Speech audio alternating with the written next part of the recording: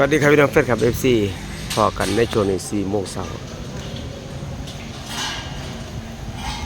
อันนี้เวทีเขาเริ่มตั้งแล้วครับพี่น้องครับ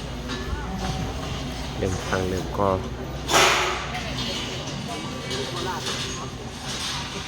มันเรียนอยู่วัดจุกเชอดีเนาะจุกเชอชลบุรีครับพี่น้องครับเล่นอยู่ที่วัดพี่น้องอยู่ไก่อย่าลืมมาให้กำลังใจนะครับพี่น้องครับ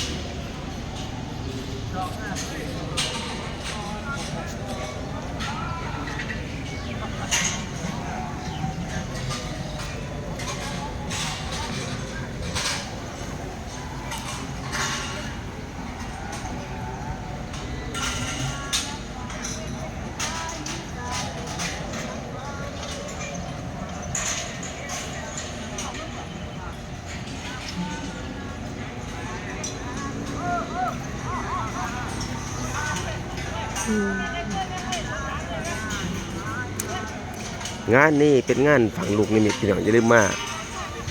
ให้กำลังใจสอดแจ้งเลยพี่น้องมาเลย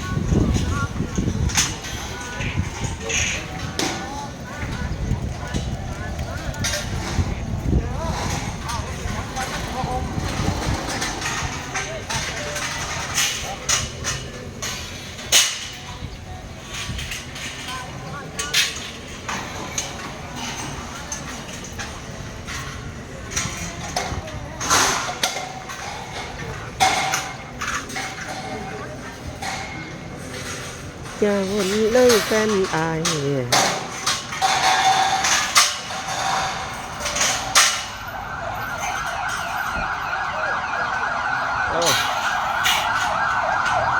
ตอนนี้ไปเที่ยวขึ้นได้แล้วเอา 10% แล้วอย่างน้อยนะเอาดีข้างกันเด้อโอ้ยเร็วนะปวดเหตุด้วนเหตุร้ายอยู่เสียเลยนะ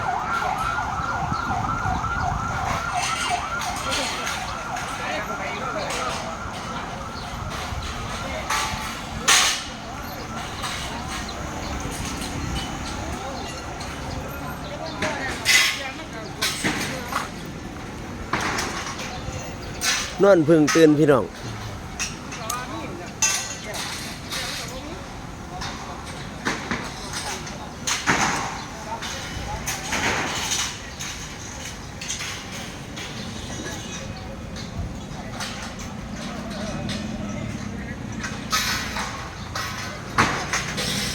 ขึ้นสูงตัว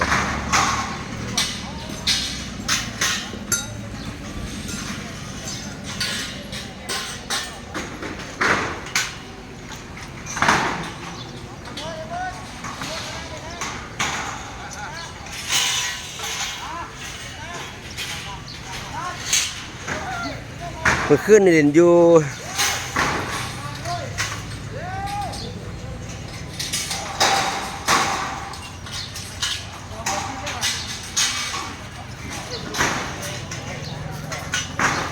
ร้านท่าซอย80พี่น้อง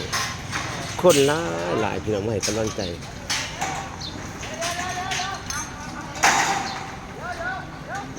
พี่น้องทางเสียงให้กำลังใจล้นสนามเลยขอบคุณแฟนคลับ FC ทางด้านหน้าเวทีขอบคุณน้องซ้ายทางออสเตรเลียขอบคุณพี่พงษ์น้ำเด้อนะครับที่มาให้กำลังใจเมื่อคืนนี้ก็ขอให้สุขภาพร่างกายแข็งแรงร่ำรวยจะเจ็บอย่าไข้อย่าจนนะครับร่ำรวยทวีคูณยิ่งขึ้นไปเด้อขอบคุณนะครับ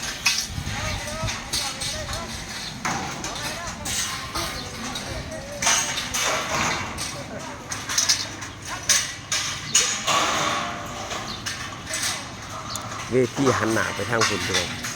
หันหน้าไปทางบัด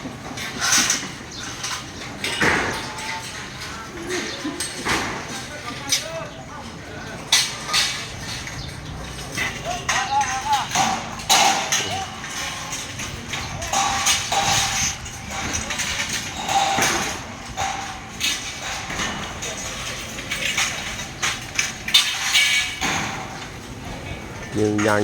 เลยเวทีขึ้นนี่โฮมเศร้ากับซิมีแล้วพี่น้อง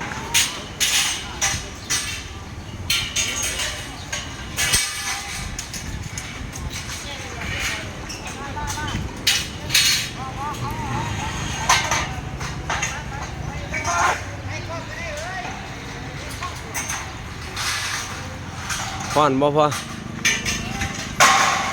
เย็นๆฮ้อนๆเย็นๆโอ้มันสร้างในอย่างหนาวเลยนี่พอสายมาจังเลย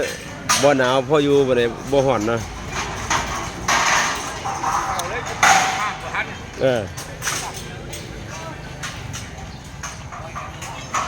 ครับสภาพบ่ทันกับใครเพิ่นแล้วคน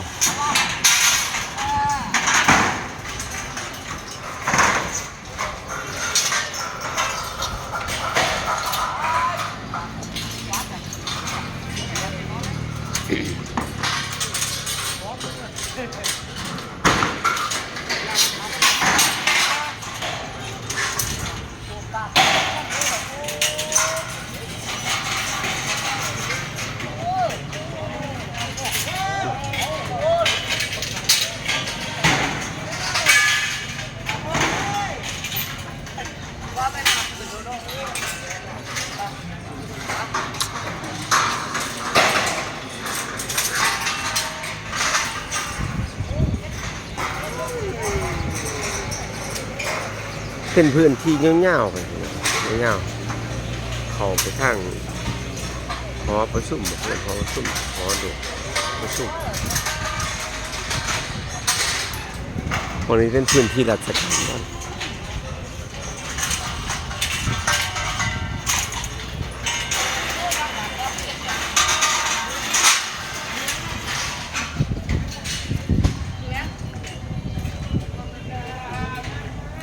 ขอบคุณกำลังใจที่มาให้ช่องพ่ออยาคิดและเพื่อนออฟฟิเชียลนำความเคลื่อนไหวมาฝากพี่ฝากน้องต้นทางเอฟซีเขาได้เบิ่งกัน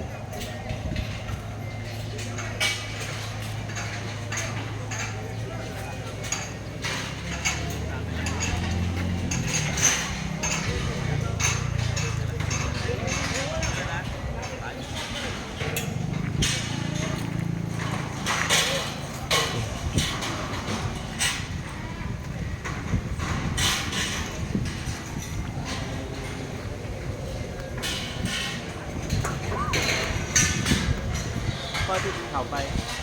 กินแต่เช้าบ่นี่แต่กินบ่แซ่บหรอกกินกับหยังกินกับปนกับคือแต่ปนมาเขาจะมาขายนี่ครับลวกผักกระเดาแซ่บอยู่5-6 ค่ำแหละตอนหิวเป็นบ่ที่เหลือนี่ที่เหลือพอสำเร็จโดนกินลองโดดมันถือพ่อละมุนมันได้ทายเครื่องนี่นะดิเนี่ยมีวันถือพ่อเครื่องไหนนี่เครื่องปล่อยใส่กันโอ้ที่ถ่ายเมื่อกี้นี่ลงไปแล้วเหรอใช่สิโอ้คนดูเท่าไหร่แล้วก็ดูยังไงดูยังไงเนี่ยเราจะรู้ว่า 2,900 คนโอ้13 ปีโอ้เร็วจังนี่เราก็ถึงใจแล้วใช่ไหมใช่ถึงใจ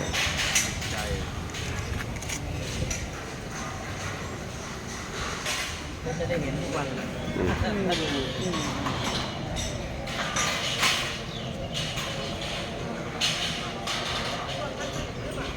มันก็สิติ้งขึ้นแหละเวลาอัดคลิป